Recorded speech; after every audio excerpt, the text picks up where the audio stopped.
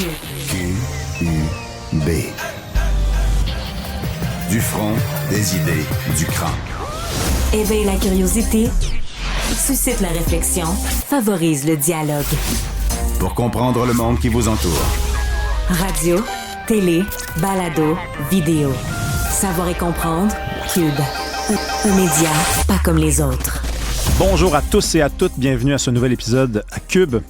On parle beaucoup depuis le début de l'été des no-shows, les no-shows dans la restauration, les no-shows chez le coiffeur, les no-shows chez le camping, les no-shows chez le massothérapeute. Un no-show, c'est quoi encore? C'est lorsque vous prenez rendez-vous, par exemple, prenons un restaurant, vous réservez une table de 4 et vous décidez comme ça, là, au courant de la soirée ou de l'après-midi, que vous n'y irez pas. Et vous ne vous décommandez pas. Donc, vous n'honorez pas votre engagement parce que vous décidez que vous n'irez pas au restaurant, vous allez rester à la maison, ou parce que vous décidez d'aller dans un autre restaurant. Dans le domaine de la restauration, là, c'est une réservation sur 5 qui se transforme en un no-show. C'est un vrai phénomène. Puis, comme je vous dis, on l'observe partout. On l'observe ailleurs même que dans le domaine commercial. TVA Nouvelle, hier, titrait en avant-midi des no-shows chez le médecin. Près de 400 000 rendez-vous manqués sans préavis en 3 ans. Qu'est-ce qui se passe avec nous? C'est une vraie question là, que je vous pose. Là. Les Québécois, qu'est-ce qui se passe? Ça me semble que ça ne nous ressemble pas, ça. D'être endormi, ingrat, irrespectueux, vache, un peu lasse. On est lasse. Ah, ouais, j'ai réservé à 2 places. On va rester à la maison. C'est correct, ça, de rester à la maison en passant. Là, il pleut, vous avez eu une grosse journée. Je sais pas, vous êtes raqué, vous revenez du gym. N'importe quoi. Ça se peut, ça. Mais on appelle, me semble. Là, c'est rendu que c'est chez le médecin. On dit qu'il manque de médecins dans le régime public. Il y en a 744 qui ont décidé d'aller travailler dans le privé. C'est 22 % de plus qu'à pareille date l'an passé. Mais là, on leur donne pas des raisons de rester, Colin. On n'honore pas nos engagements. C'est un peu ordinaire, franchement. Puis c'est moyen, mais ça se corrige. C'est un comportement qui je trouve, qui nous ressemble pas. Il suffit juste de revenir aux bonnes vieilles habitudes. Être honorable, c'est ça, être québécois. Discours de Joe Biden hier. À la Nation, où il avait annoncé qu'il présenterait là, ses explications, qu'il expliquerait pourquoi il se retire de la campagne présidentielle. Finalement, c'est pas vraiment ça qu'il a fait. Là. Je veux dire, si vous regardez le discours au total, là, il n'en parle pas vraiment, il évite le sujet. Et moi, c'est toujours le même principe, c'est l'espèce d'accueil médiatique dans certains milieux, notamment au Québec, qui me laisse un petit peu pantois. J'écoutais hier Charles-Philippe David, qui est le fondateur et directeur de la chaire Raoul Dandurand. On connaît ça, là, la chaire Raoul Dandurand, c'est un observatoire sur la politique américaine. Il disait Joe Biden a été très éloquent. Éloquent, là. Attendez une minute, là. Éloquent, j'ai préparé la définition, là. Éloquent, le Larousse. Art, talent de bien parler et de convaincre par la parole, verve. Là, je vais aller voir verve. Toujours dans le Larousse, on garde les mêmes sources, comme ça, on triche pas. Verve, qualité de quelqu'un qui parle avec enthousiasme.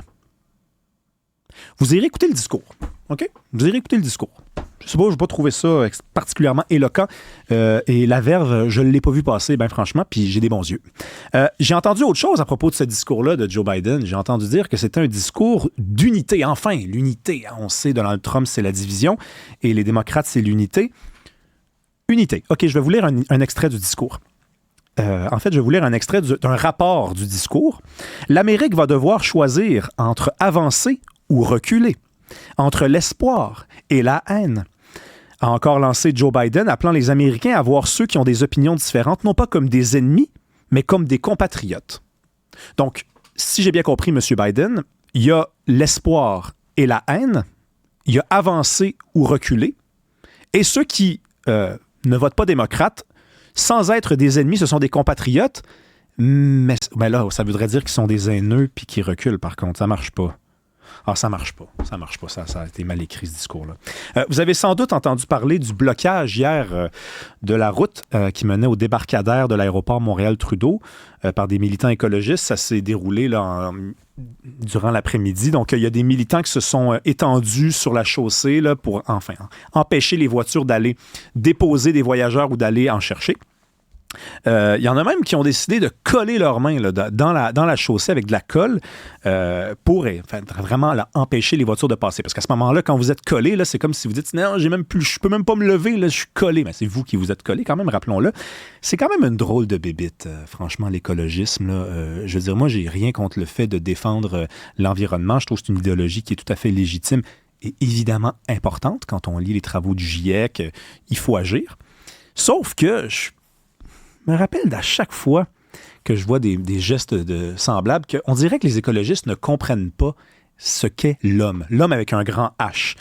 S'il y a une leçon qu'on doit tirer de la COVID, OK, c'est que les gens ils se mettent à capoter pour de vrai dans la vie lorsque la situation est dans leur face. OK? Vous ne pouvez pas convaincre des gens de se mobiliser lorsque le danger est à 20 ans, 30 ans d'intervalle devant eux et que le danger est loin, loin, loin, loin, loin, ou qu'on commence à peine à ressentir des petites secousses et des petits signes du danger. Je vous dis pas que c'est bien ou que c'est mal, je vous dis que l'humain est comme ça. OK? L'humain capote quand il y a de l'eau aux genoux, pas avant. OK? Après, il capote encore plus, mais il capote juste à partir de ce moment-là. Donc, moi, des écologistes qui bloquent la route pour nous dire il faut arrêter de consommer du pétrole parce que dans 50 ans, il va arriver ci, dans 30 ans, New York va être enseveli, dans 50 ans, il n'y aura plus de papillons. Ça ne marche pas. Il faut changer votre rhétorique, il faut changer votre philosophie parce que dans le domaine strictement de la communication, ça ne fonctionne pas. Si vous ne me comprenez pas, là, on va aller regarder un tweet qui a été publié cette semaine en France. Sandrine Rousseau, c'est une députée parisienne, OK? C'est l'ancienne porte-parole du Parti français Les Écologistes, donc c'est les écologistes, c'est un parti écologiste. Elle a écrit au-dessus d'une alerte info de BFM TV qui annonçait que la France accueillerait les Jeux d'hiver en 2030, il n'y aura plus de neige en 2030. On est en 2024, OK? On est même à la moitié de l'année, plus qu'à la moitié de l'année. C'est dans 6 ans, 2030. Il va y avoir de la neige en 2030, OK? Que cela plaise ou non à Mme Rousseau, il y en aura. Il y en aura peut-être moins, OK? Mais il va y en avoir. Ce discours-là, alarmiste, catastrophiste, OK? Ça ne fonctionne pas. Les gens ne sont pas dupes. Je ne dis pas qu'il ne faut pas s'inquiéter pour l'environnement. Je ne dis pas que ce n'est pas un enjeu sérieux. Je pense même que c'est l'un des enjeux les plus sérieux à explorer et à défendre. Mais il ne faut pas prendre les gens pour des cons. OK? Jamais, jamais, jamais. Les gens sont beaucoup plus intelligents qu'on le pense, surtout à Cube. Bienvenue à Cube.